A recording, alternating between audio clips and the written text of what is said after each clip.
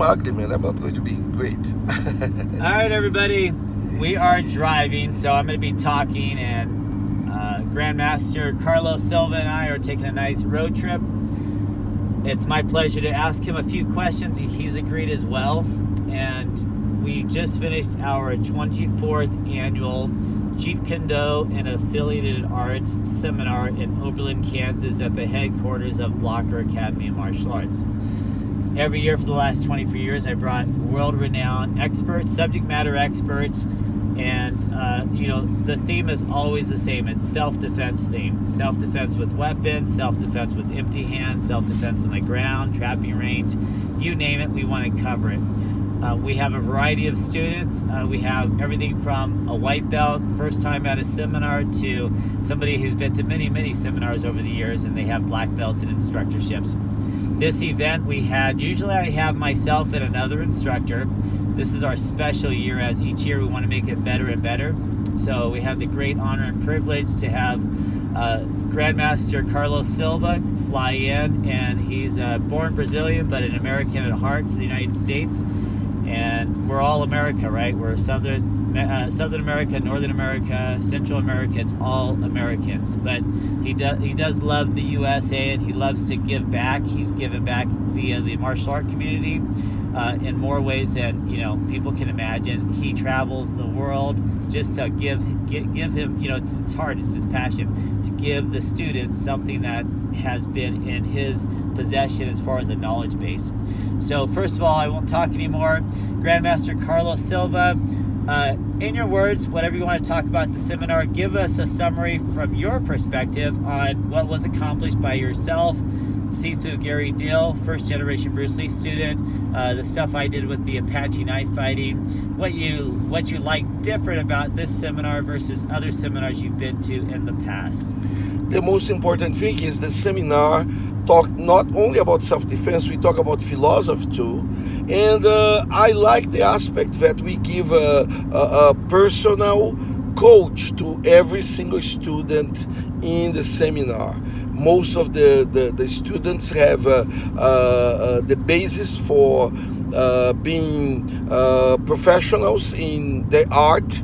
And when we got together, it was easy, there was no resistance, and they actually assimilate very well every single aspect of the training and the stuff that we are trying to introduce to them. No, that's great.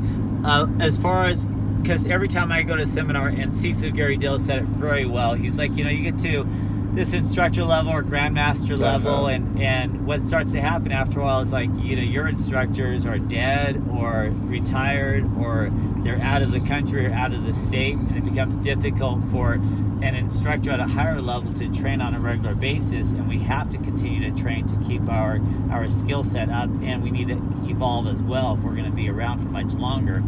And he talked about how he, as an instructor that travels, he learns from a lot of different people via watching it, from students doing demonstrations, from other instructors presenting. What did you take away for your personal growth in the martial art?